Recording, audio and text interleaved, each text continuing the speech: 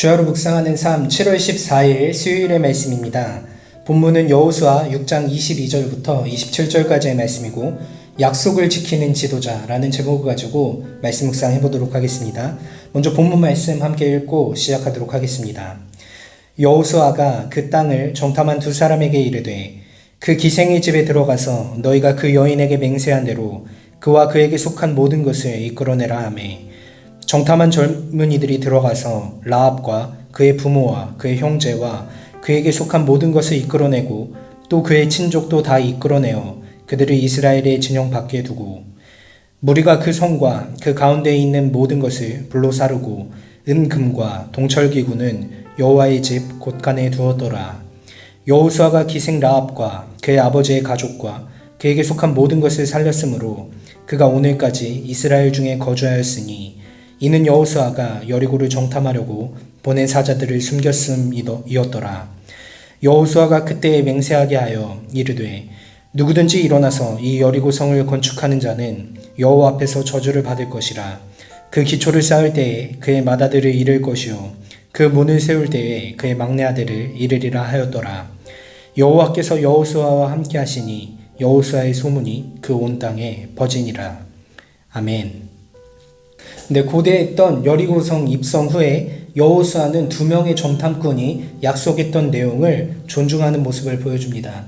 그래서 약속한 대로 라합과 또 라합의 집에 머물고 있는 모든 사람들을 끌어내게 해서 그 사람들은 죽이지 않고 살려주는 모습을 보입니다. 그리고 그 외에 성읍에 있었던 다른 모든 것들을 불사르는 모습을 보여주고 나머지 기구들, 그 기구들은 이제 전리품으로서 여호와의 곳간으로 가져가게 됩니다. 이 모든 일을 마치고는 여호수아는 한 가지를 맹세하게 하는데 다시는 여리고성을 세울 생각을 하지 말라고 하는 것입니다.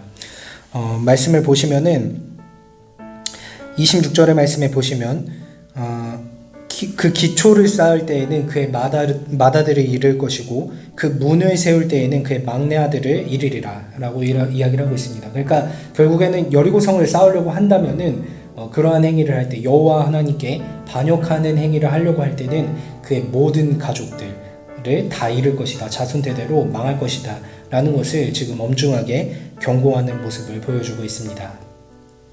근데 오늘 본문에서 여호수아는 약속을 기억하고 라합의 집을 살려주는 모습을 보여줍니다. 그런데 사실 이 약속 자체가 여호수아가 한 것이 아니죠. 그러니까 여호수아가 파견한 정탐꾼들, 그 정탐꾼은 엄밀히 말하면 여호수아의 부하들이라고 할 수 있죠. 그 부하들이 어떻게 보면 상황 중에서 그들의 임의대로 판단을 내려서 한 것이라는 것입니다. 정탐꾼들이 했던 약속이라는 것이죠. 그랬을 때 최고 지도자의 입장에서는 상황과 판단에 따라서 그러한 약속들을 얼마든지 뒤집는 모습들을 우리가 살펴볼 수 있습니다.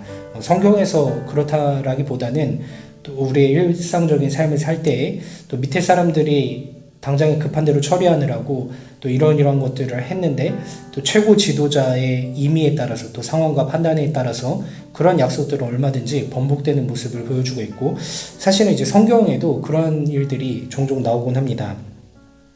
얼마든지 변경을 할 수 있었다는 것이죠. 물론 지금 상황은 여호수아의 판단이 있었기 때문에 이렇게 약속을 지키는 모습을 보여줬지만 결국에는 어쨌든 여호수아가 이 정탐꾼들이 했던 그 모습 또 라합이 갖고 있었던 그 생각들을 충분히 존중하는 모습을 보여줬다라는 것입니다. 이것은 얼핏 보았을 때는 별거 아닌 것 같지만 지도자에 대한 신뢰의 차원에서는 굉장히 중요한 이야기라고 할 수 있을 것입니다. 그뿐만 아니라 여호와 하나님에 대한 이방 사람들의 태도에서도 앞으로 있을 모든 일들 가운데 이방인들이 가질 수 있는 태도에서도 이번 사건은 굉장히 중요하다라고 할 수 있는 것이죠. 그러니까 그들은 이방인이었지만 여호와 하나님이 살아계심을 믿고 또 여호와 하나님께 복종한다 그랬을 때 구원의 길이 열릴 수 있더라는 것을 오늘 보여준 것이기 때문에 만약에 여호수아가 이 약속을 지키지 않았다라고 한다면 아마 가나안 땅에 있는 다른 족속들은 쉽사리 항복하지 않았을 것입니다. 왜냐하면 항복해도 산다는 보장이 없기 때문에. 그렇지만 여호수아가 이렇게 약속을 존중하는 모습을 보여줬기 때문에 아마 다른 가나안 족속들도 살 수 있는 길이 열릴 수 있는 모습을 보여줬다라고 생각해 볼 수 있을 것입니다. 여호수아의 이 신이가 백성들과 또 부하들에게도 그렇고 나아가서 가나안에 있는 모든 땅의 사람들에게도 좋은 영향력을 만들어냈습니다. 항상 무슨 일을 할 때에는 기본적인 것이 가장 중요한 것임을 다시 한 번 더 생각해 봅니다. 이 약속이라는 것은 사실 인간과 인간의 관계에 있어서 또 많은 일에 있어서 가장 기본적이면서도 가장 중요한 것이라고 할 수 있겠죠. 이러한 기초적인 것들을 잘 지킬 때에 선한 영향력을 미칠 수 있다는 것을 우리가 분명히 생각해 봐야 할 것이고, 그것이 그리스도인으로서 가장 기본적인 것이라는 것을 우리가 늘 염두에 두어야 할 것입니다. 항상 심플하지만 약속과 신의를 잘 지키는, 그러므로 좋은 영향력을 드러내시는 우리 청년분들 되시길 소망하며 기도로 말씀 묵상 마치도록 하겠습니다. 좋으신 하나님, 은혜를 감사합니다. 오늘 말씀을 통하여 약속을 지키는 지도자로서의 여호수아의 모습을 보게 해주심에 감사합니다.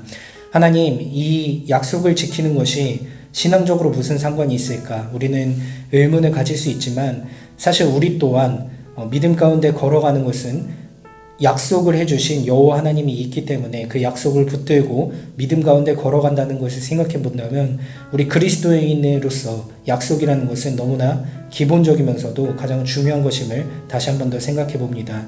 오늘 말씀을 기억하면서 우리가 여호와의 약속을 붙들고 나아가는 여호와의 백성인 만큼 우리 또한 이 세상 가운데 약속과 신의를 지킴으로써 세상 가운데 좋은 영향력을 드러내고 여호와의 영광을 드러내는 데까지 나아갈 수 있는 우리 청년부원들 한 사람 한 사람 되어줄 수 있도록 인도하여 주시옵소서.